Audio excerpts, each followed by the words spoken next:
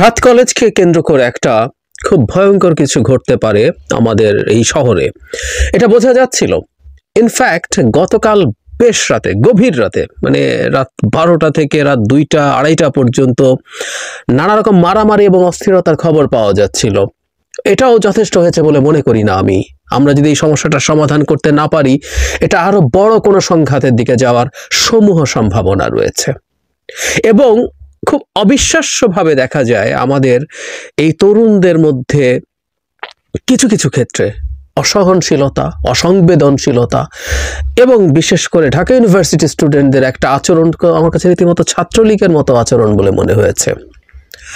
আমরা একটু ঘটনাটা একটু বোঝার চেষ্টা করি এবং এই কলেজগুলোর সংকট সমাধানে সরকারের আন্তরিকতাকে আমরা প্রশ্নবিদ্ধ করতে চাই এবং খুব দ্রুত যাতে এই ঘটনাগুলো তারা, মানে এই সমস্যাটা যাতে তারা সমাধান করেন। গতকাল যেটা হয়েছে সেটা হলো প্রভিসি ঢাকা ইউনিভার্সিটি, তার সাথে সাত কলেজের একটা প্রতিনিধি দল দেখা করতে গিয়েছিল। ওটার একটা ভিডিও অনলাইনে ছড়িয়ে পড়েছে, আমি সেখানে দেখলাম।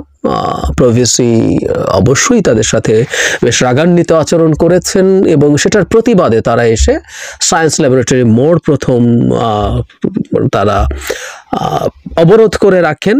তারপরে এটা আরো বিভিন্ন দিকে ছড়ায়। আমি এই জায়গা থেকে একটু পড়ি। এর আগে 5 দফা দাবিতে আন্দোলনরত সাত কলেজের কয়েকশো শিক্ষার্থী, ওটা মারামারির আগের কথা বলছে, সন্ধ্যা থেকে প্রায় 4.5 ঘন্টা সায়েন্স ল্যাব মোড় অবরোধ করেন। 10:30টার দিকে তারা ঢাকা বিশ্ববিদ্যালয়ের উপাচার্যের বাসভবনের দিকে মিছিল নিয়ে আসেন। তারা নীলক্ষেত মোড়ে ঢাকা বিশ্ববিদ্যালয়ের মুক্তি ও গণতন্ত্র তোরণের সামনে অবস্থানে বিক্ষোভ করেন। এক পর্যায়ে ঢাকা বিশ্ববিদ্যালয়ের বিভিন্ন হল থেকে কয়েকশো শিক্ষার্থী বেরিয়ে এসে তাদের ধাওয়া দেন। এতে নীলক্ষেত মোড় থেকে কিছুটা দূরে সরে যান। তারপর তারা একজোট হয়ে আবার ঢাকা ইউনিভার্সিটির শিক্ষার্থীদের ধাওয়া দেন। এই ধাওয়ার মধ্যে 12টার মধ্যে পুলিশ এখানে অবস্থান নিয়ে সাউন্ড গ্রেনেড নিক্ষেপ করে। এখানে বিজিবিও মোতায়েন করা হয়েছে। তারা বলছেন যে তারা সহ উপাচার্যের সাথে দেখা করেছেন, তার সে অপমান করেন, তাদের 5 দফা দাবি নিয়ে আলোচনা করতে যান এবং তার দুঃখ প্রকাশ দাবি করেন। এবং আমি পরে দেখলাম যে প্রভিসি দুঃখ প্রকাশ করেছেন, কিন্তু সমস্যার সমাধান হয়নি। ওখানে বরাবরের মতো বৈষম্য বিরোধী ছাত্র আন্দোলনের তো কেউ না কেউ যেতে হবে, কোনো সংকট হলেই তারা গিয়ে হাজির হন। জনাব হাসনাত আবদুল্লাহ গিয়েছিলেন, কিন্তু এবার তিনি দুই পক্ষের কাছ থেকে নেগেটিভ রেসপন্স পেয়ে ফিরে চলে এসেছিলেন। 5 দফা দাবি এবার কি কি, আমি ওদের দীর্ঘকালীন যে সংকট সেটা নিয়েও কথা বলবো। 5 দফা দাবির মধ্যে রয়েছে 2024-25 সেশন থেকে সাত কলেজের ভর্তি পরীক্ষায় অযৌক্তিক কোটা পদ্ধতি বাতিল করতে হবে। শ্রেণীকক্ষের ধারণ ক্ষমতার বাইরে শিক্ষার্থী ভর্তি না করা, শিক্ষক শিক্ষার্থী অনুপাত বিবেচনায় নিয়ে শিক্ষার্থী ভর্তি করা, ভর্তি পরীক্ষার ভুল উত্তরের জন্য নাম্বার কাটতে হবে ও সাত কলেজের ভর্তি ফির স্বচ্ছতা নিশ্চিতে মন্ত্রণালয় গঠিত বিশেষজ্ঞ কমিটির সঙ্গে সমন্বয় করে ঢাকা বিশ্ববিদ্যালয় ব্যতীত নতুন অ্যাকাউন্টে ভর্তি ফি জমা রাখতে হবে। আমি খুব জটিল কিছু তো আসলে মনে করছি না এই চাওয়াটা। তাদের আরেকটা চাওয়া আছে যেটা আসলে এই সংকটের প্রধান সমাধান বলে আমার মনে হয়, কারণ আমরা খেয়াল করেছি এই সরকার ক্ষমতায় আসার আগেও, শেখ হাসিনার পতনের আগেও এবং পরবর্তীতেও আসলে তাদের এই মুভমেন্ট হয়েছে এবং বিভিন্ন সময় তারা রাস্তা অবরোধ করেছেন এবং তাদের এই রাস্তা অবরোধ বহু জনভোগান্তিও তৈরি করেছে। এটাও সত্য কথা, এটা মানতে হবে। কিন্তু তাদের তো ডেপ্রাইভেশন আছে, তাদের উপরে অন্যায় আছে, আমি সেই জায়গায় আসবো। কিন্তু এই যে 5 দফা তাদের দাবি আছে, এই দাবিগুলো খুব কঠিন কিছু কি আমি মনে করি না, কিন্তু এই দাবিগুলো মানা হলো না এবং মানা না হয়ে পাল্টা তাদের সাথে এমন আচরণ করা হলো যেটা তাদেরকে ক্ষুব্ধ করে তুলেছে। আবার এটাও সত্য যে কিছু হলেই আমরা গিয়ে রাস্তা অবরোধ করে ফেলছি, এটা তারা আগেও বহুবার করেছেন, আবারও করলেন। মানে সব কিছু আসলে ওই পর্যায়ে না গেলে সামহাও আমরা রেসপন্ড করি না। ফলে যেটা হয়েছে, প্রত্যেকেরই মনে হয় এখন রাস্তা আটকে ফেলতে হবে। আর যে বললাম, ঢাকা ইউনিভার্সিটির স্টুডেন্টদেরকে তারা যদি ওখানে গিয়ে মিছিল করেন, তাদের যদি প্রতিবাদ জানান, তারা যদি ঢাকা ইউনিভার্সিটির ভিসির বাড়ির দিকে যান, সেখানে গিয়ে কোনো নিরাপত্তা হুমকি যদি তৈরি হয়, সেখানে পুলিশ এসে সেটা ট্যাকল করবে, প্রয়োজনে বিজিবি আসবে। এই যে যেমন পরে আসলো, সেনাবাহিনী এখন ম্যাজিস্ট্রেসি পাওয়ার নিয়ে মাঠে আছেন, দরকার তারা আসবেন। ঢাকা ইউনিভার্সিটির ছাত্রদের কি অধিকার আছে যে তারা এদেরকে ধাওয়া করবেন? কি অধিকার আছে? এটাই ছাত্রলীগের মতো আচরণ। বহু সময় ছাত্রলীগের আচরণ এটাকে শেখ হাসিনার সময় প্রতিবাদ করেছি। বিএনপি বা আর কেউ যদি কোনো মুভমেন্ট করতে গিয়ে কোনো রকম জননিরাপত্তার ঝুঁকি তৈরি করে, রাষ্ট্রীয় সম্পদের ক্ষতি করার পরিস্থিতি হয়, ছাত্রলীগ কি করবে? ওটায় ছাত্রলীগ কি পুলিশ? সরকার পুলিশ ডাকবে, পুলিশ দিয়ে পেটাবে, পারলে খুন করবে, কিন্তু পুলিশ করবে কাজগুলো। এখানেও তাই হলো। আমি আসলে এই কাজগুলোর পেছনে আসলে দীর্ঘদিনের টেনশন জড়িত আছে। শেখ হাসিনার মানে উনি তো আসলে আমি প্রায় বলি না আম দ্য স্টেট, উনি স্টেট হয়ে গিয়েছিলেন, 14th লুই যেভাবে বলতেন, উনি যা ইচ্ছে তাই করতেন। আমার মনে হয় মাঝে মাঝে উনি এমন সব কাজ অপ্রয়োজনে করতেন, to show or to prove উনি সব কিছু, উনি স্টেট, উনি যা চান তাই করবেন, কারো ভালো হোক খারাপ হোক যাই হোক উনি করবেন।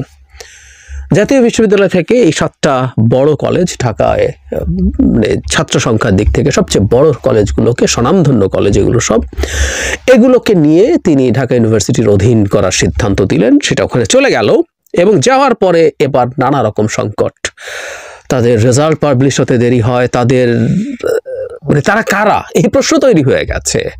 কারণ হলো তাদের সার্টিফিকেটে ঢাকা ইউনিভার্সিটি না, তারা অ্যাফিলিয়েটেড লেখা থাকে এবং ইন এ ডিফারেন্ট ফন্ট। আমি এটা পড়তে খুঁজতে গিয়ে দেখলাম। ফলে যেটা হলো, তারা জাতীয় ইউনিভার্সিটিরও স্টুডেন্ট নন, আর ঢাকা ইউনিভার্সিটি অ্যাফিলিয়েটেড স্টুডেন্ট, কথাটা এইরকম, তাদেরকে ওই ইউনিভার্সিটির স্টুডেন্ট হিসেবেও মেনে নেওয়া হয় না। এখন ঢাকা ইউনিভার্সিটির স্টুডেন্টরা বলতে পারেন যে তারা যে কম্পিটিটিভ পরীক্ষা দিয়ে ঢাকা ইউনিভার্সিটির স্টুডেন্ট হতে পেরেছেন, সেখানে এই ইউনিভার্সিটির 1.5 লাখের কাছাকাছি টোটাল স্টুডেন্ট, তারা একই সার্টিফিকেট যদি পেয়ে যায় তাহলে বাজারে তাদের যে সার্টিফিকেটের ভ্যালু আছে সেটার কি মূল্য কমে যাবে? তাদের মধ্যে নিশ্চয়ই অনিশ্চয়তা আছে। ফলে এই 7 কলেজের স্টুডেন্টরা ঢাকা ইউনিভার্সিটির মধ্যে বা অধীনে থাকা, এটা এই 2 ইউনিভার্সিটি মানে এই ইউনিভার্সিটি এবং এই 7 কলেজের মধ্যে একটা টেনশনের পরিস্থিতি তৈরি করেছে। আমি দেখলাম যে তারা দীর্ঘদিন থেকে এই দাবি করেছেন এই 7 কলেজকে নিয়ে একটা আলাদা ইউনিভার্সিটি তৈরি করা, সেটার মধ্যেই এই 7টা কলেজ পরিচালিত হবে, কিন্তু হয়নি সেটা। এবং বরাবরের মতো সরকার এটাকে পিছানো বা ঢাকা ইউনিভার্সিটির অধীনে অল্টারনেটিভ ব্যবস্থা করা যায় কিনা এরকম নানান কিছু করার চেষ্টা করেছে। কিন্তু যেটা দাঁড়ালো শেষ পর্যন্ত, যেহেতু সমাধান হলো না, সেই সমাধান না হওয়ার কারণে এই পরিস্থিতি খারাপের দিকে গেল। গতকাল সেটার একটা বহিঃপ্রকাশ হলো, তাদের স্ট্রেস টেনশন আসলো।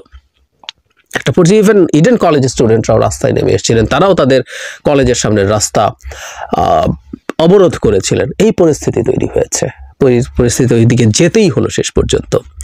একই সাথে আমি একটা জিনিস মনে করি, সেটা হচ্ছে যেহেতু আমাদের এই সরকারকে কোনো না কোনো ফর্মে ডিস্টেবিলাইজ করার চেষ্টা আছে, সত্যিই আছে এটা। ফলে এই ধরনের ঘটনা, এই ধরনের পরিস্থিতিতে যে কোনো ক্ষেত্রেই মানে কোনো এজেন্ট ঢুকে পড়া এবং তারা ঢুকে এমন একটা পরিস্থিতি তৈরি করা যাতে একটা বাজে পরিস্থিতি তৈরি হয় যেখানে সরকার চাপে পড়ে, যত রকমভাবে চাপ তৈরি করা যায়। ফলে সরকারকে এই সিচুয়েশনগুলো ভালোভাবে ডিল করা দরকার। শুধু তাই নয়, আমাদের স্টুডেন্টরা, আমরা দাবি করি বা আমরা মনে করি আমাদের সমাজের সবচেয়ে শিক্ষিত, সবচেয়ে ভালো স্টুডেন্টরা, এই 7 কলেজেরও স্টুডেন্টরা খুবই ভালো স্টুডেন্ট, নিশ্চয়ই এগুলো খুব টপ কলেজ, একই সাথে ঢাকা ইউনিভার্সিটিতে আছে। তাদের এই সেন্সিবিলিটিটা থাকা দরকার, এই সেন্সটা থাকা দরকার যে তারা যা করছেন এটা প্রকারান্তরে কার জন্য ভালো হচ্ছে, কার জন্য খারাপ হচ্ছে। একটা জায়গায় তারা রাস্তা অবরোধ করেছেন, সেখানে যদি পুলিশ মনে করে এখানে তাদেরকে সরাতে হবে, তার জন্য যদি বল প্রয়োগও করতে হয়, সেটা রাষ্ট্রীয় বাহিনী করবেন। যখন ভার্সিটির সাথে এই 7টা কলেজের এই ধরনের টেনশন তৈরি হয়েছে, কিন্তু সুদূর প্রসারী প্রভাব আছে, এটা কন্ট্রোল করা কঠিন হবে। গতকাল এটা হয়েছে, পরবর্তীতে অন্য সময় এটা কোনো না কোনো ফর্মে এটা বেরিয়ে আসতে পারে, কারণ অন্তত ঢাকা ইউনিভার্সিটির সাথে ঢাকা কলেজ খুব কাছাকাছি জায়গায় অবস্থিত। ফলে এই 2 কলেজের সাথে ইউনিভার্সিটির যে কোনো সময় আবার যে কোনো রকমভাবে টেনশন তৈরি হয়ে যেতে পারে। এটা খুবই অস্বাভাবিক কিছু না। সুতরাং এটা একটা বিরাট ঝুঁকির ব্যাপার। সুতরাং যে 5 দফা নিয়ে তাদের সাথে আলোচনা হতে যাচ্ছিল, তাদের এই 5 দফা নিয়ে আলোচনা করা দরকার এবং আমি 7 কলেজের স্টুডেন্টদেরও শান্ত থাকা দরকার বলে মনে করি। প্রত্যেক পক্ষকে ছাড় দেয়া, যে তাদের এই দাবি দাওয়াগুলো যদি কিছুটা সময় লাগুক, কিন্তু কোনো রকম কোনো অস্থিরতা যাতে আমাদের এটাকে কেন্দ্র করে তৈরি না হয়। গার্মেন্টের ওইদিকে এখনো সংকট চলছে। এই 2 দিন আগেও বেক্সিমকোর যে কর্মীরা আছে তারা অনেক রকম অস্থিরতা তৈরি করেছেন, তারা নানান রকম ভাবে প্রটেস্ট করেছেন। নট অনলি দ্যাট, কোনো ফ্যাক্টরিতে আগুনও দিয়েছেন তারা।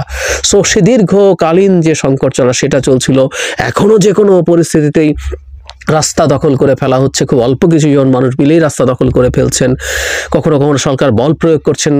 গতকালই তেতিয়া যে মাদ্রাসা আছে সেখানকার শিক্ষকদের একটা মিছিল প্রধান উপদেষ্টার কার্যালয় অভিমুখে যাওয়ার পথে সেখানে পুলিশ বাধা দিয়েছে, তাদের উপরে হামলা হয়েছে। কেউ কেউ একটা কথা বলছেন, ইবতেদায়ী যে শিক্ষকরা আছেন তাদের উপরে হামলা এবং মাদ্রাসার শিক্ষক বা শিক্ষকের উপরে হামলা করা হয়েছে। আমি একটা জিনিস মনে করি, দাবি দেওয়া যারাই করুন না কেন, আমরা প্রত্যেক মানুষকে ইকুয়ালি সম্মান করি, প্রত্যেকের তার দাবির জায়গা আছে, কিন্তু সেটা কিভাবে জানাবেন সেটা ব্যাপার। সুতরাং পুলিশ যদি বল প্রয়োগ করে সেটা প্রত্যেকটা মানুষের উপরে বল প্রয়োগকে আমরা যদি নিন্দা করি, প্রত্যেকটার উপরে নিন্দা করতে হবে। কারো উপরে কম, কারো উপরে বেশি, অন্যায় হলো কম হলো এভাবে দেখা ঠিক না। কিন্তু এটাই যেটা বলছিলাম যে নানান রকম দাবি দাওয়া এসে হাজির হচ্ছে, সরকারের জন্য সরকার চালানো কঠিন হচ্ছে, এই রকম একটা অন্তর্বর্তী সরকারের কাছে সব দাবি নিয়ে হাজির হচ্ছে, এই জায়গাগুলো একটু সচেতনভাবে বিবেচনা করা দরকার। আর ঢাকা ইউনিভার্সিটিরও স্টুডেন্টদের কথা বলছি যে যখন এরকম একটা মুভমেন্ট হচ্ছে তাদের এলাকায় হোক, যদি হয়েও থাকে তাদের ঢাকা ইউনিভার্সিটি এলাকায়, সেখানে তারা তাদের মতো করে এটা ডিল করতে পারেন না। মানে তারাও যদি মনে করেন যে আইন নিজের হাতে তুলে নেওয়া যায়, বাংলা সিনেমায় শুনতাম শেষ দৃশ্যে পুলিশ এসে বলতো আইন নিজের হাতে তুলে নেবেন না, খুবই জরুরি কথা। আসলে আমরা সেখানে হাসাহাসি করতাম, এটা আসলেই সঠিক কথা, তাদেরকে এই রাইট কেউ দেয়নি। সুতরাং এই যে গতকালের এই পাল্টাপাল্টি হাঙ্গামাটা হলো এবং এটার একটা দীর্ঘমেয়াদী প্রভাব পড়তে পারে, এটা ঢাকা ইউনিভার্সিটির স্টুডেন্টরা তাদেরকে ধাওয়া করার কারণে হয়েছে। আবার এখন পরবর্তীতে কোনো কলেজের স্টুডেন্ট এবার ঢাকা ইউনিভার্সিটির প্রতি কোনো রকম কোনো নেগেটিভ কিছু করতে যায় কিনা, সেগুলো হওয়ার সম্ভাবনা তৈরি হচ্ছে। কিন্তু আমি আশা করি প্রত্যেক পক্ষ, সব পক্ষ এই ব্যাপারে তাদের ছাড় দেওয়ার মানসিকতা রাখবেন।